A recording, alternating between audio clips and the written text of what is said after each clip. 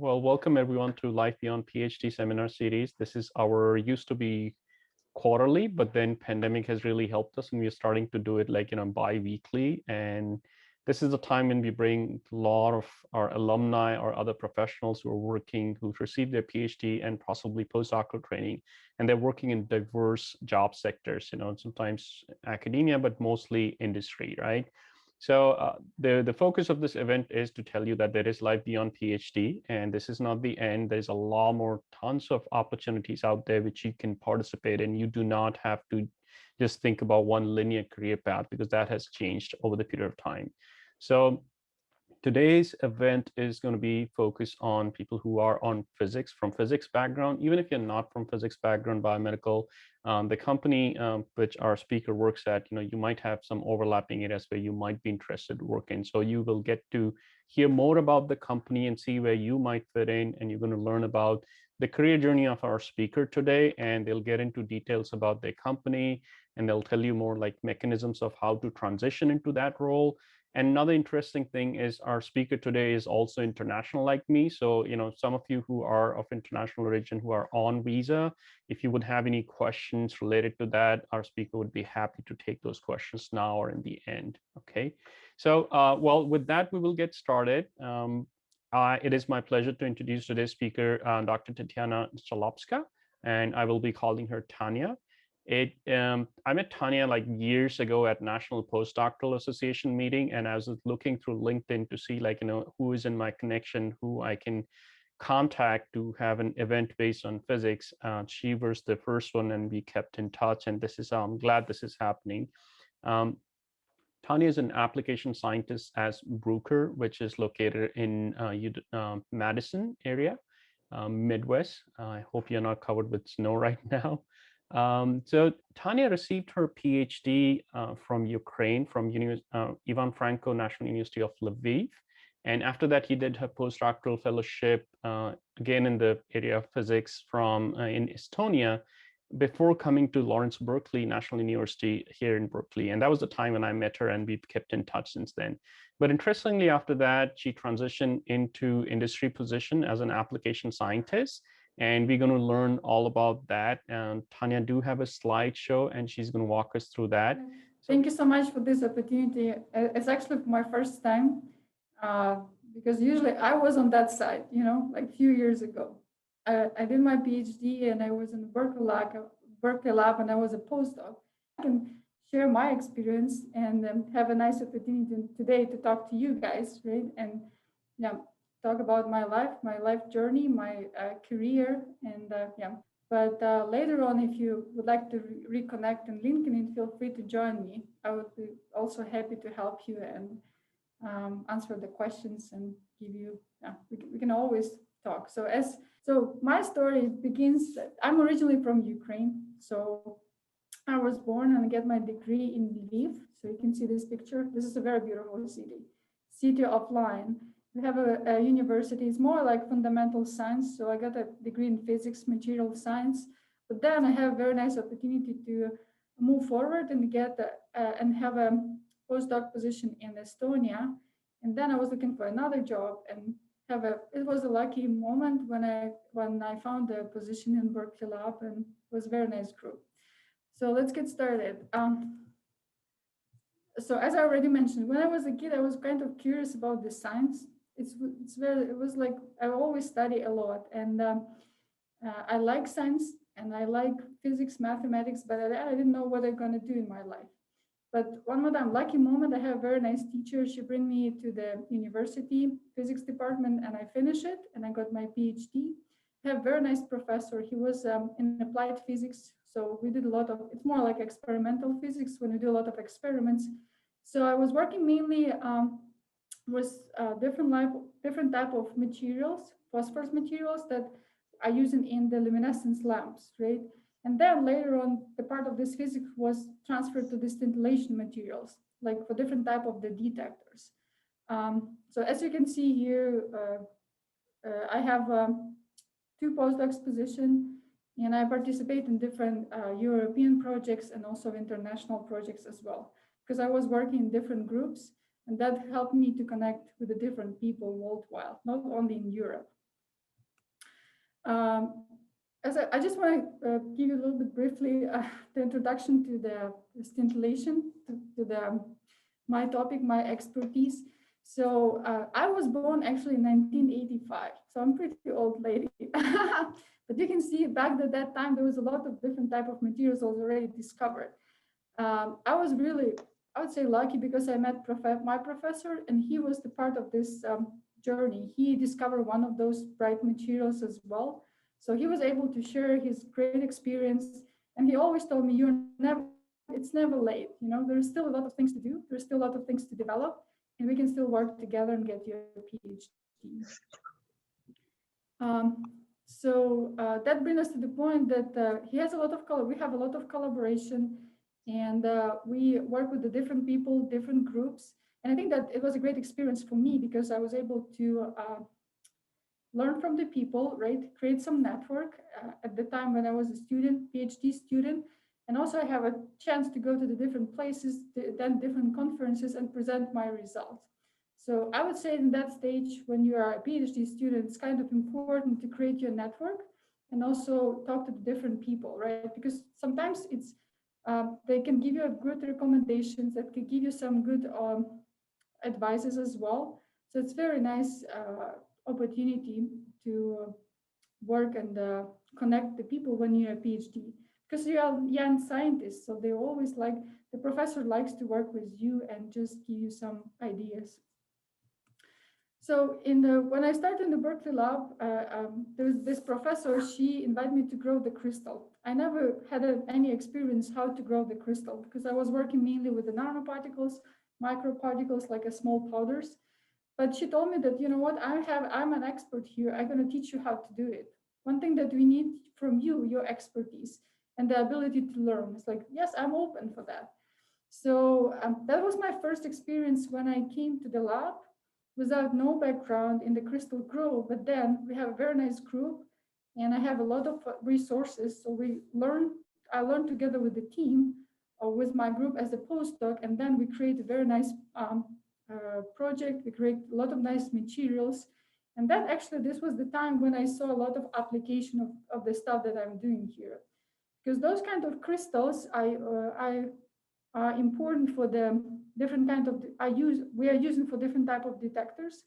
The main application is like airports, right? So you go through the security and you go through the big like a door, and those doors has a lot of different type of detectors. So my goal was to develop something new, very fast, very efficient, and very productive. So the people doesn't need to stay like because in the airport you have a lot of people waiting for the security, right? So the part of this project that was kind of interesting for me because there was a lot of application developing something new for the national security. And that was the point when I switched, okay, I would like to do something that has real application in life, right? Like this kind of crystal. Um, this is one of the crystal that I grow. Actually, it was pretty good for the first time experience. And even at that time, when I was a postdoc in Berkeley lab, the same thing. Our project was international, and we have a lot of collaboration with the different companies. So that brings me to the point that maybe I should switch to the industry and see and learn something different than the university and the national labs. So yeah, so that was the crucial point for me because I realized that I can always go back to university and be a professor, right? But I would like to try something different. I challenging for me because I never had any experience in the industry. But the fact that you are doing something useful and you can solve the problem bring me to the point that I would like to try. In meantime, I think it's kind of very important to publish some papers because one more time, you usually meet some people when you go to the conferences, right? Or some symposium or seminars. So during the time when I was a postdoc, I was trying to publish as much as possible just to build my CV, let's say like that. And I have very nice papers, publications. I don't know if it's, of course, it's not so easy sometimes because you need to work a lot to get some good data and present them in the suitable journals. But still, I really encourage you to try and just publish as much as possible and also present your results, your publication during the conferences. This is also kind of important when you go to the industry. Another thing is, like, beside the life, there's also another life. So what I was trying to do, I was trying to participate and volunteer in different organizations. I know that it's time consuming, but for me, for the young person, it was kind of interesting because I like to work with the kids, and we have a lot of opportunities in our lab. We have a different trainings and resources for the kids. So the parents bring the kids to the lab, and we teach them some physics. And also we have very nice postdoc association where we get together young people and just invite different speakers and different professionals as well. So I was a part of this postdoc association as well. I would say it's also a very good experience because you start to connect with other people with different from the different fields, and also you build yourself. You kind of uh, you're not working on one project, right? You keep balance between the life and between the science as well. So in my case, it was very useful because when I started interviewing on this company, they was looking on this on my profile, and they was very happy that I did a lot of social work, like works as well, right? All of this kind of volunteers programs. Um, so that brings me to the next slide. So right now, today, I am application scientist at Bruker XRF. Our company it's analytical company. I would say it's quite small, so it's not a big company, but it covers different type of analytical techniques like X-ray fluorescence, X-ray diffractions, X-ray microscopy, like everything that comes with the X-ray. Or we have a different division, so it's not only about the X-ray analytical techniques. It's all about analytical techniques, but there's a different type of divisions, and we have a lot of different analytical instruments here. Our main office is in Madison, Wisconsin, but we also have our we also have office in Santa Barbara. We also have office something in Minneapolis, that area. So it's like all over the U.S. and also the main office is in Europe, right? So Bruker is an international company. So I was looking for a job, I think like before. I know by default that I couldn't stay in the national lab because my professor told me that unfortunately she's gonna retire soon and I should look for the job. And then she recommended me to look around the different analytical companies like Bruker, Thermo Fisher, if you're familiar with those, or Pan Analytical, something that produced the equipment that we use, right here. So I was like, that was my first step actually. I went to the website and look on the career. So every single company has its website with a career, with a description of the different techniques and different instrumentation. And then I found that they have an open position for application scientists. By default, I realized that the application scientist, this position is slightly different that I'm doing here in the lab, right? Because it's industry, it's more customer oriented, and it should have a lot of strict deadlines by default. But I was just curious. It's like, well, I'll just go and talk to the people and see how it looks like, right? So they invite me for the interview, and I come on site to this office actually. So I fly from California to Madison in one night, and I meet all the people. We talk together, and actually, I really like it. I realized that we have great. This is a great instrument. This is a great place for me because there's a lot of applications. You always work with the people, and you're always learning something new, day by day. You don't know what your schedule looks like, but eventually you work with different type of materials, and that's kind of exciting. So I was kind of happy about this position, and it's like, okay, we'll see how it goes. And actually, they like me a lot, and they say, you know what, you are qualified for this position, and we would like to work with you. So yeah, that was my story at Bruker. I think that this kind of position in general is more stable, right? because as you are as a postdoc, you always focus, you always depend on the project, money of the project, the budget, right? And it's going to be for 2 years or 3 years. This kind of position, it's more stable because it's like a permanent position, and but there's a lot of opportunities as well. So, for example, you can move forward and you can be a manager. You can move forward. You can switch to uh, marketing. So it's you don't need to stay only in this position in customer service, right? You can always look forward and just move around the company as well. So for now, I really like what I'm doing here because it's more different type of application, work with the customer.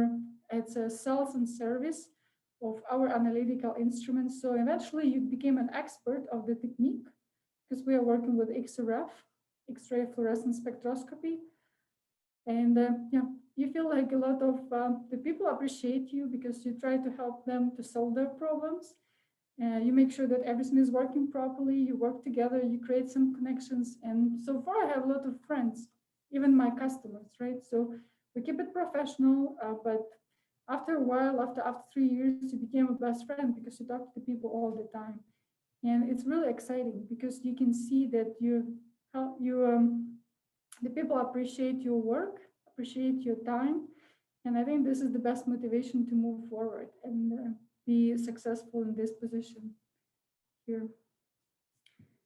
Um, I just want to say, I always ask myself the question: science for life or life for science? Because I would say that there's no, it's not only about the science, right? You can be a very bright scientist, but you don't have so much time for your personal life. So I choose life for science for myself. So besides the science that I'm doing, I'm spending some time, I'm making some new friends, even through the company. And I also still continue to work with the kids because in the company we have a special days when the parents can bring the kids, the employer can bring the kids, and we can show them all this instrument. We can do some special projects with them. And I have a very nice feedback from the customers. So they always, as I mentioned before, they always appreciate it.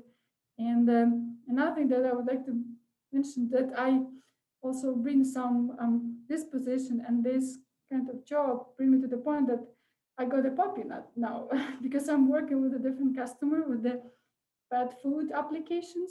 I'm testing those type of material, and right now I kind of very happy because I can take care about my puppy, and she really makes me really happy. So I keep balance between the work and between my lifestyle life. Yeah. Right. Okay, so this is what I have for you. Mm. And now I think that if you have some questions about the Bruker or about the stuff in general, I'll be happy to answer. I do have couple of curiosities which people always ask me, and which comes up during our events. Something about what were it's always very hard to transition from academia to industry, not because it's hard, just because it's a totally different mindset you have to apply when you work in industry compared to in academia. Again, it also depends on the kind of job you're doing in industry, but academic CV is totally different from what you need for a resume and then for an industry position. What were some of the very the transferable skills which you highlighted during your resume application process, but also something which you think you use on a daily basis, and how did you sort of build those things? Well, first of all, I think that when they hire you as a like in the industry, they're looking for your background, right? So you need to be qualified for the job. I think that another thing that, but they still train you, right? So there's going to be some period like 1 year or 2 years when they always will train you and help you to meet all the requirements and meet all the specification for the position, right? So I would say that the best thing is to have this ability of problem solving, solve the problems, ability to learn quickly. Because one more time, in industry, you have very strict deadlines, 1 week, 2 weeks. It's not like a long-term project with your PhD when you have 3 years or 2 years, right? Here is like very, very strict. You have very strict deadlines and you need to make a decision right away. Like you don't make a decision, but you need to provide the results right away. So I think this is kind of important to be a very good time manager, right? So to look on your priorities and be very flexible with your time as well. Because sometimes you, as I mentioned before, like you came on to the work and your priority changed a lot. So you need to be very flexible and just do what is important for today, not for tomorrow, right? Or yesterday. So I think this is something that I learned with this position. I think that also something which is kind of important, and I think it's a very good. Um, this is what we have as a PhD.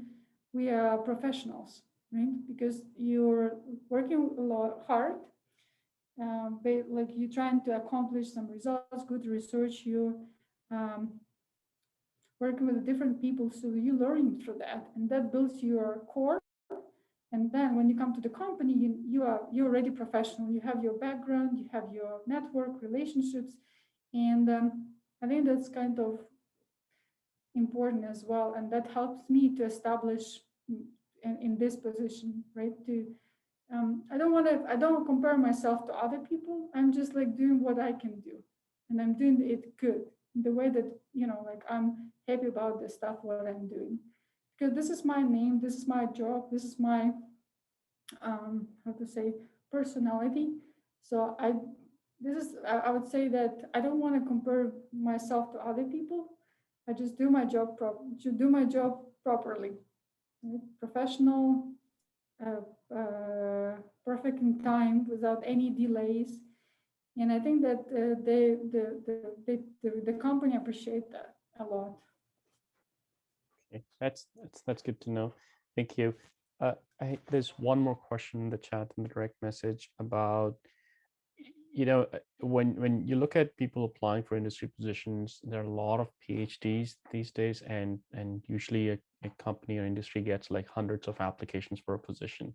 What really makes your application stands out for a job compared to other candidates? And what do you think would, really helped you, with something which you could really, we always have this aha moment in our Mhm. application process when you're going through interviews where you like, yes, this is a moment and I can talk a lot about it, and this is probably going to help Mhm. me to stand out. So what's that? Well, I would say that I will never apply for a job which is not for me, first.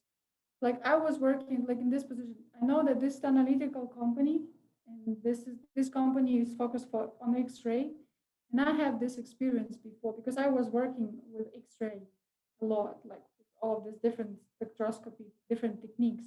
So this is the time when I can talk about it, because I'm an expert in that specific in this field, right? So when you're applying for the job in industry, look for something that match, I would say, your expertise, right? If it's a material science, let's look something for some companies that are focusing on material science. If it's a bioscience, look for them companies that focusing on the bioscience.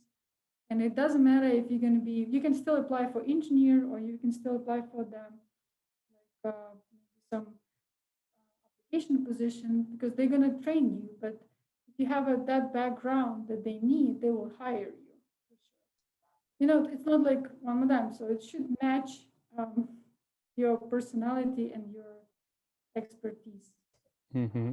because because otherwise you're going to waste a lot of time for nothing. That sometimes it's very hard, it's very disappointed. If you talk to the people and they say, I'm sorry, you are not qualified, you're not qualified, and that's kind of very hard. That's an interesting point you bring up. Knowing that what your skills, strengths, and what personal and professional values are, and make sure that they Yeah. are in alignment with what the company job and the responsibilities are going to be. Because many times we see that it's just because it's an industry position. Of course, academia compared to industry, or industry compared to pays a lot. So we just jump in because of that reason, and then after spending 6 months to a year, like, this is not for me. Okay, so that I mean, it's a great experience, I believe, but then at the same time, I think it would have been better if you had done a little bit of, better preparation. So moving on, there's one more question. Yasmin would like to know, can you tell us a little bit more about like your day-to-day science projects, which you do at your job? Well, so my part of the job is to sell the instrument and support the instrument, right? So when the customer will always send some samples to validate the performance of the instrument. And then later on, when they buy this instrument, we need to make sure that they know how to use it, right? So it's like application support and customer training and application training as well. Um, so day by day, it's like you usually run some sample, do some. It's still science because you don't know very well the material, so you need to investigate a little bit, right? See, to check different sample preparation. I sometimes implement XRD and XRF, both different type of techniques. I work with my colleagues just to get more information because there's a lot of different factors. Then once you run some samples, you write the reports as well. Like I'm sure that you write some reports for your PhD project, right? So it's kind of similar. You write reports, results, discussion, conclusion, highlights, what you recommend. Then you talk to the people, present the results, or you talk to your colleagues. There's always some discussions. So it's like one more time. It's day by day, slightly different, but I don't. I would say you don't need to scare about it. One more time. You're not working by yourself. You're working with a team, and there's always a team. There's like a manager. There's a couple of scientists, a couple of engineers together. And if there is some problems or if there is some concern, you can always talk to people, and they will discuss and find the best solution for that specific project. Mm-hmm. They're happy to help. It's not like you're by yourself with the problem. Mm-hmm. So it sounds like there's a lot of like teamwork. In Yes. your setting, it's really the team which is very important. Everyone comes together. Compared to a lot of times, I guess academics can be very Yeah. territorial. Like my work is important. I don't want to collaborate, and I think that's something that's another thing which I hear all the time from all our industry professionals, that what's the most important thing here is the communication skills, be able to work in a team and just and maybe serve as a leader without actually really leading with an example, without actually just delegating and asking people to just keep doing stuff, right? So that's interesting. um there's one question from Javier, and Javier, as I was telling earlier, like being an international postdoc, international scholar, there are many things very unique challenges we face, and you yourself have been an international scholar. What sort of how easy or difficult it was to move from academia to industry, with, I believe it's a two-part thing. One, as an international like person working in industry. Secondly, like navigating the visa immigration landscape. What strategy did you adopt? Like how did you? Um, I guess you'll get into more details of it. So anything related to that would be useful. Well, so when I came to this country like 5 years ago as a postdoc, after 1 year, I was like, the first year was really hard for me. I think this is very common for international students, PhD students, because this culture is different. Like everything is brand new, and it takes some time to used to it, right? To set up the life here, because your family is far away. You don't know anyone, so it takes some time. It was very stressful for me. But later on, when I start making some friends and I was really like my team, I saw that I really like what I'm doing here. I was starting to think about, okay, I would like to stay in this country because there's much more opportunities here than back in Ukraine, right? I don't want to say general in Europe because Europe still have a lot of opportunities. I'm just saying about my native country. And so in this point, I was trying to talk to my friends and see like what is the options here, right? Because I was in G1 visa as a postdoc, and all of my friends told me that look, you should get H1B to be able to stay, which is work visa, right? Or get some green card, because otherwise, if you don't have a paperwork, it will be very hard for you. Because some company can do this paperwork for you, but some company not. Yeah, because it's quite expensive. So they recommend me to work on the green card because the in US you have this special category national interest, right? So if you're a postdoc or a PhD student, you can be qualified for that. So because they really want to keep the smart, intelligent people in this country, so they can grant you the green card because of your background, of your education. So that was my point. When I was the second year, on my second year of postdoc, I applied for this green card for national interest, and that kind of opened me the door to the industry because I was independent. I had already my paperwork, right? And I was able to look around and see if I can apply for the job. Because then the first question, if you have a background and you qualify, the second question during the interview is, what about your visa status? What kind of visa you have here? And one more time, there is some cases when they will, if they need you, they will do the paperwork for you. But there is some cases that say, okay, we are very sorry, but we like you, you have a very nice background, but we cannot provide you a visa, right? So it's kind of, I would recommend to, if you're a PhD student, international one, work with a lawyer and just see if there is options for you, right? Just start this process before you finish your PhD.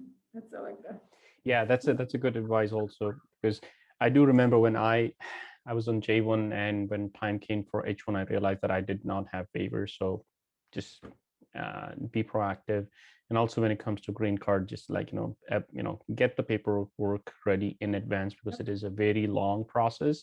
And if you do it at the last moment, you might just end up paying a lot of money, and then that might just be a problem.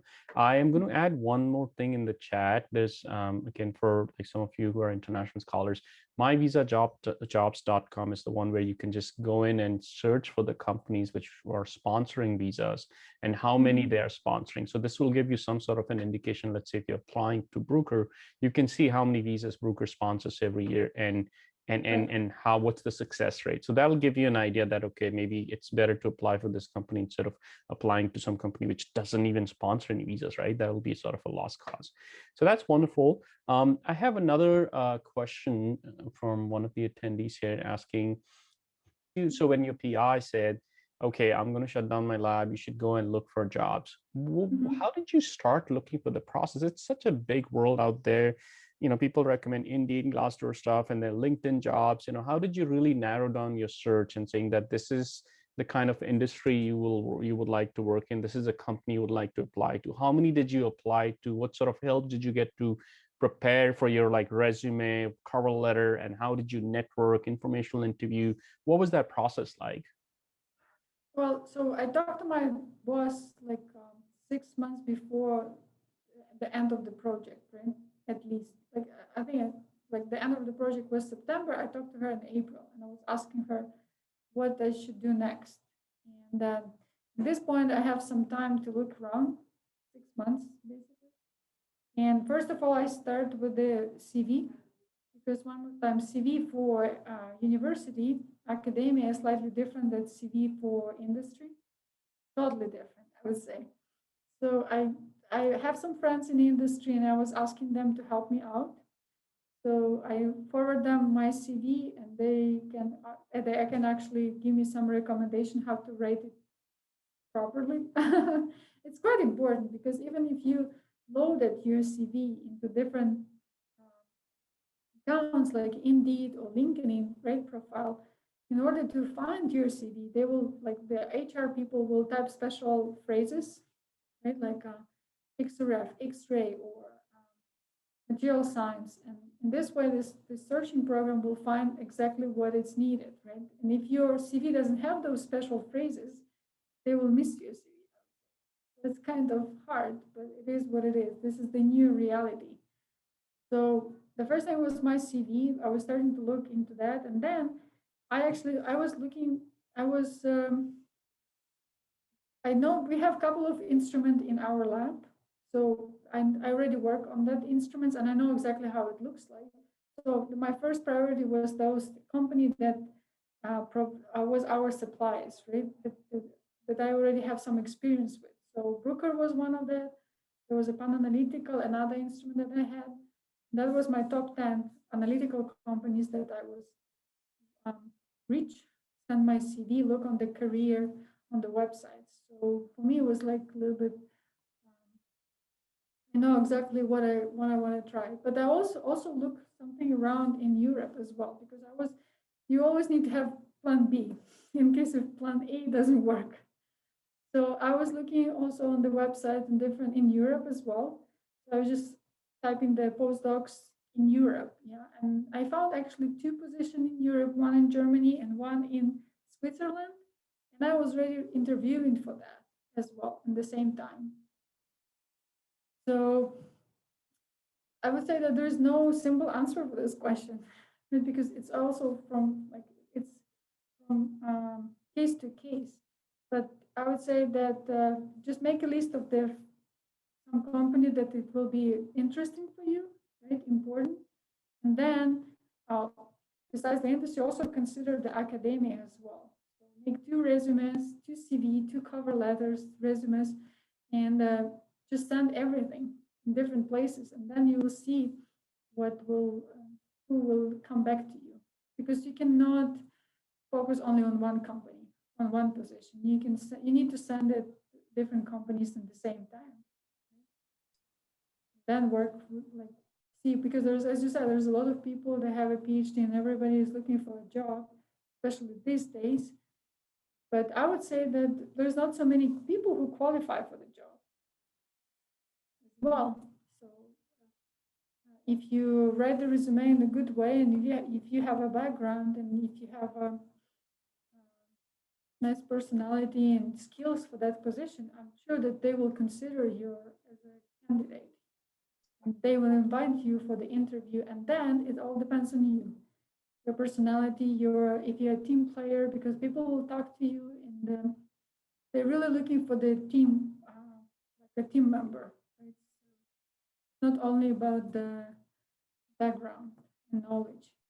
Like in my case, it takes me like 6 months at least before I get the job. But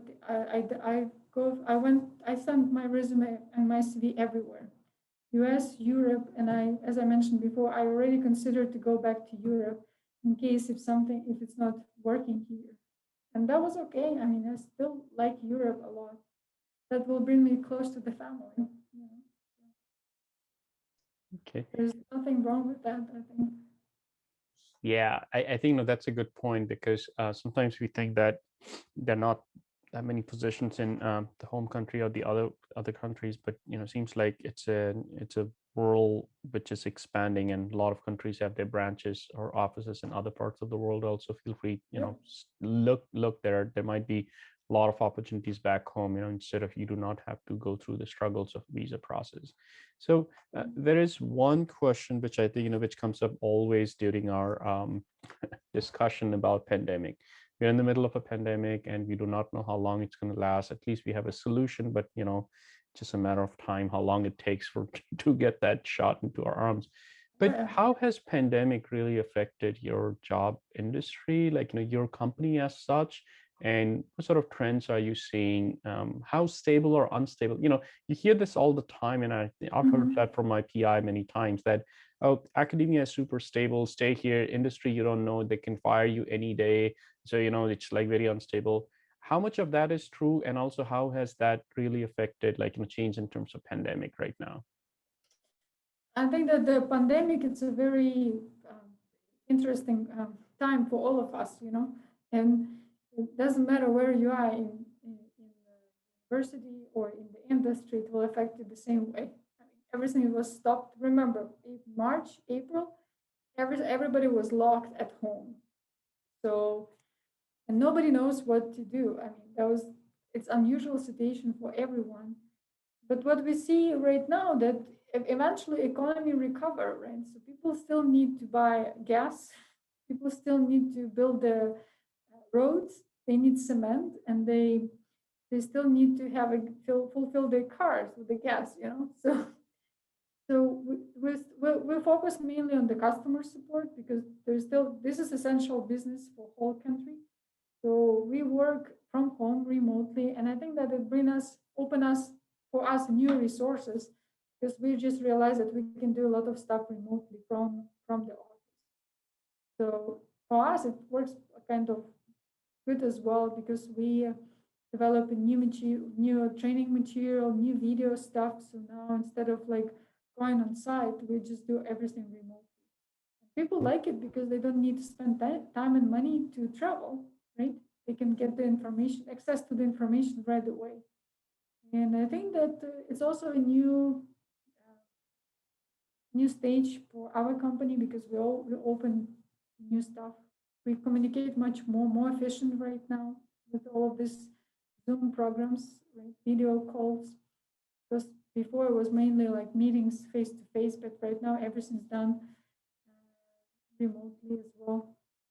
So I think that there is some problems, right? Because you cannot reconnect as it was before. You cannot travel because it's still important, but I think there's still some benefits as well. And those company like Johnson and Johnson or like Dow, those companies that produce some basic stuff like chemicals or like biomaterial, they still it's essential business. They still do like they still need to work and run their business.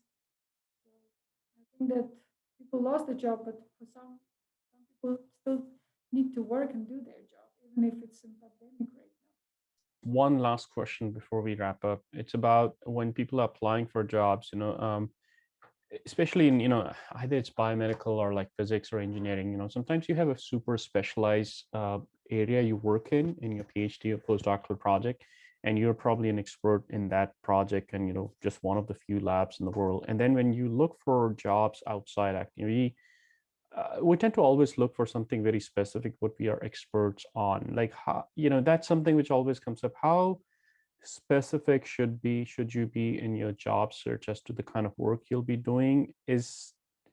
Should people stay that, or maybe just like throw a wider net and see what comes up, which is still related to what your expertise is, but not be like really gung-ho about like, well, this is what I want to do. If I don't find anything, then I don't want to get into, this job. What's your Mm-hmm. advice on that? I would still like look up. You always you can go on the website of the company and see look what they're doing, right? And see if you like it or not, because this is your call. If you're willing to learn, right? Because like if you don't like it and you don't want to learn, that doesn't help you at all. But if it's something new, something interesting, and you are willing to learn and work hard, be able to get things together during the training, I think you should still apply for that. I would say that I'm a physicist, though I will definitely stick with the physics, but I also can go to the material science and do some develop some new materials to go to the chemistry, right? Because I still have a background, and if I need to learn something new, I can do that without any problem because you have those skills as a PhD. You're learning all the time, day by day, to accomplish your goal. So I would say that yeah, you don't need to be scared to learn something new, to apply for something new, but you need to be ready to work hard, right? And like for example, this first like 3 months or 6 months going to be a lot of training, so you just need to learn, and spend some time to get things done. Because remember that nobody will wait for you. I would really like to like sincerely thank you for taking time out. I know you're busy, you're still at workplace, and you are still able to take time out to talk to our trainees. And I have added your LinkedIn URL here in the chat, so Mm-hmm. if people want to connect, and I've given an example also how you should be connecting, the etiquettes and the basic ethics. So that would be useful in future if after 3, 4, 5 years, when you're ready to graduate or when you need some help from Tetiana, Mm-hmm. you can just write a message. When you write a message, she will see that you did attend this thing or how you're connected. And that goes a long way. So always good practice, write a brief message so that people remember you. But Another thing that I was thinking about that when we are in industry, all the companies has a lot of different type of seminars and trainings as well online.